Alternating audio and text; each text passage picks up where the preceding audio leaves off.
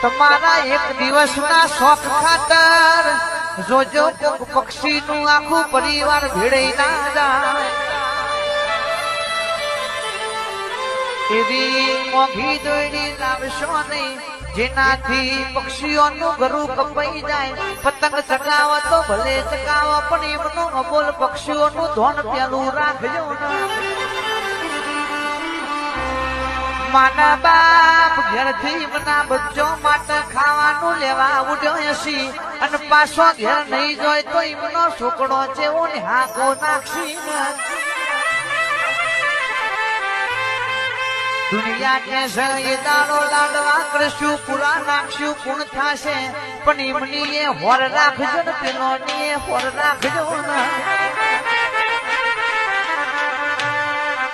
એ તો કોઈ દાડો ઉત્તરાયણ ના દાડે મારી માતા